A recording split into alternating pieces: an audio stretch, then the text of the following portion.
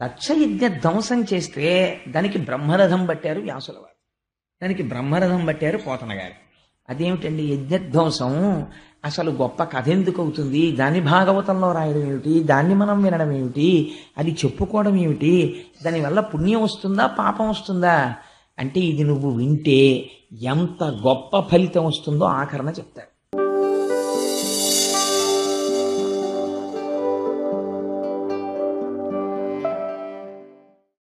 దక్షయజ్ఞ ధ్వంసం అనేటటువంటిది చాలా గమ్మత్తైనటువంటి ఆఖ్యానం. ఎందుకంటే మనకి ఘోరమైనటువంటి పాపాల జాబితాలో కొన్ని చెప్తారు.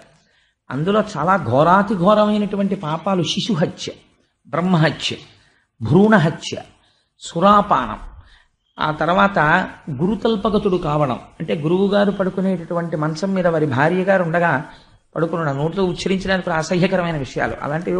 బ్రహ్మ హేమహారీచ సురాపో గురుతల్పక అని దేవి భాగవతంలో వర్ణిస్తారు. పంచమహాపాతకాలంటే ఏమిటో. సరే, అటువంటి మహాపాతకములు ఉంటాయి కొన్ని. అటువంటి మహాపాతకముల జోలికి మహాపాపముల జోలికి ఎవరు వెళ్ళరు.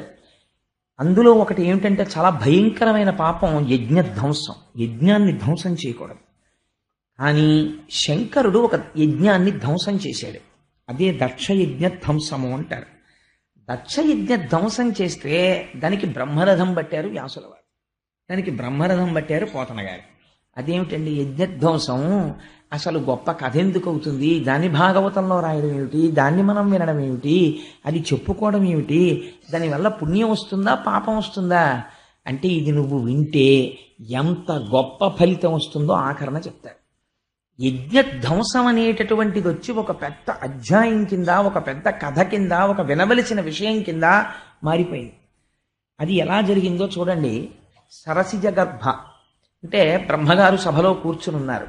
కూర్చునుండగా ఆ సభలో కూర్చున్నటువంటి వాళ్ళెవ్వరూ కూడా సామాన్యులైనటువంటి వాళ్ళు కారు.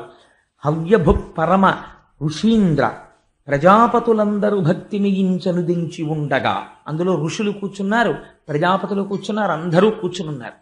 అందరూ కూర్చునుండగా ఆ తరణి సమాన తేజుడగు దక్షుడు వచ్చిన అప్పుడు ఆలస్యంగా సభలోకి దక్ష ప్రజాపతి వచ్చారు. దక్ష ప్రజాపతి వస్తుంటే ఎలా ఉన్నాడో పోతన గారు చెప్పారు. అత్తరణి సమాన తేజుడగు, సూర్యుడు భూమండలం మీదకి దిగిపోయి దొర్లి వస్తే, నడిచి వస్తే ఎలా ఉంటుందో అలా ఉన్నాడు. అంతటి తేజోమూర్తి. ఆయన కత్తి చేత కూడా నరకబడడం, అంతటి మంత్రభూయిష్టం శరీరమైంది. అటువంటి అత్తరణి సమాన తేజుడగు దక్షుడు వచ్చిన తత్సభాసదులు తరమిడి లేచిరప్పుడు గభాలను లేచిపోయారంతే. అయ్యో ఎవరో వచ్చారు, ఎవరండి ఆయన అని ఎవరు అడగలేదు. అందరూ దక్షుణ్ణి చూడగానే, అంటే ఆ తేజస్ అటువంటిది. ఇదేదో మనం గౌరవించవలసినటువంటి వ్యక్తి, సామాన్యుడు కాడు. కాబట్టి వెంటనే లేచిపోదామని సభాసదులు తరమిడి లేచిరప్పుడు అందరూ లేచి నిలబడ్డారు. ఇద్దరు మాత్రం లేవలేదన్నారు. ఎవరా లేవని వాళ్ళు? పితామహ అంటే పితామహుడు అంటే బ్రహ్మగారు లేవలేదు. భర్గులు తక్క ఎందరున్, శంకరుడికి ఒక చిత్రమైన నామం వేసేశారు.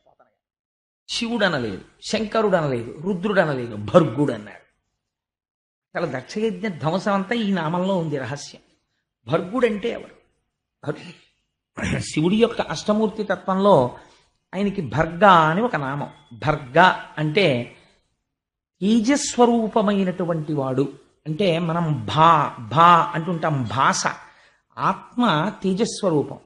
ఆ ఆత్మ వస్తువు ఏదైతే ఉందో ఆ ఆత్మస్వరూపి అయి పరబ్రహ్మస్వరూపుడైనటువంటి వాడు. ఆ భర్గనామాన్ని ఉచ్చరించినంత మాత్రం చేత ఏమవుతుందో తెలుసా అండి? మనలో ఉండేటటువంటి అజ్ఞానం అనేటటువంటి చీకటి తొలగిపోతుంది. అంత గొప్ప నామం ఆ భర్గనామం. అందుచేత అజ్ఞానమును పోగొట్టేటటువంటి స్వరూపం ఉన్నవాడు. అజ్ఞానమును పోగొట్టేటటువంటి వాడికి అజ్ఞానం ఎందుకుంటుంది? కాబట్టి ఆయనకి రాగద్వేషాలు ఉండవు. మా మామగారు, ఈయన బ్రహ్మగారు, ఈయన ఇంకోడు, ఇవేం ఉండవు ఆయనకి. ఆయన అంతటా బ్రహ్మమును చూసి తనలో తాను రమించిపోతూ ఉంటాడు.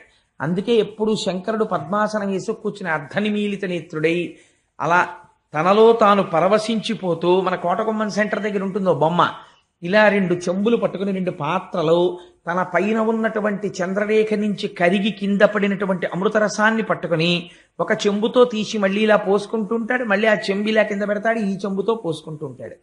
అదే ఆపాతాళ నభస్థలంత భువన బ్రహ్మాండమా విస్ఫుర జ్యోతి స్ఫాటిక లింగ బౌళి విలసత్ పూర్వేందు వాంతామృతై అస్తోకప్లుతమేకమీశమనిశం రుద్రాను వాకాంజపం ధ్యాయే దీప్సిత సిద్ధయే ధ్రువపదం విప్రోభిషించే శివం బ్రహ్మాండ వ్యాప్త దేహ భసిత హిమరుచాభాసమానాభుజంగై కంఠే కాళాః కపర్దాః కలిత శిశికళశ్చండ కోదండ హస్తాః ద్రక్షా రుద్రాక్షమాలా సులలిత వపుషశాంభవ మూర్తివేదాః రుద్రాశ్రీ రుద్రసూక్త ప్రకటిత విభవాన ప్రయచ్చస్తు సౌఖ్యం అంటారు. ఆయన మీద చంద్రరేఖ ఉంటుంది ఎప్పుడు. ఈ బ్రహ్మాండమంతటా నిండిపోయి ఉంటాడు. నిండిపోయి ఉన్నవాడి మీద చంద్రరేఖ ఉంటుంది. ఆ చంద్రరేఖలోంచి అమృతం పడుతూ ఉంటుంది. ఆ పడినటువంటి అమృత ధారల చేత తడిసిపోయి ఉంటాడు. ఆయన ఎంత చల్లగా ఉంటే మనందరం అంత చల్లగా ఉంటాం. అందుకే శివలింగానికి ధారాపాత్ర కట్టి ఓ దర్భ పెట్టి తడిసిపోయేటట్టు ఉంచుతారు. శివలింగం పొడిగా ఉండకూడదు. అభిషేకం మొదలు పెడితే మాత్రం పొంగు బోర్లించి చెయ్యాలి. అందుకని అలా ధారాపాత్ర నుంచి నీరెప్పుడు పడుతూనే ఉంటుంది శివలింగం మీదకి. అంత చల్లగా ఉంటాడు ఆయన. ఆయన చల్లగా ఉంటే మనం చల్లగా ఉంటాం. చంటి పిల్లాళ్లాగా పరబ్రహ్మంలో రమించిపోతూ 2 చెంబులు పట్టుకుని 2 కలశలు, ఇందులో అమృతం తీసి ఇలా పోసుకుని మళ్ళీ చెయ్యిలా పెడుతూ ఉంటాడు. ఇందులోకి మళ్ళీ అమృతం నిండేలోగా ఈ పాత్రలో అమృతం ఇలా పోసుకుంటూ ఉంటాడు. పోసుకుంటూ అమృతము చేత తడిసిపోయినటువంటి దేహముతో ఉంటాడు ఆయన. అటువంటి వాడు మహాజ్ఞాని. ఆయన్ని తలుచుకుంటే చాలు జ్ఞానం ఇస్తాడు.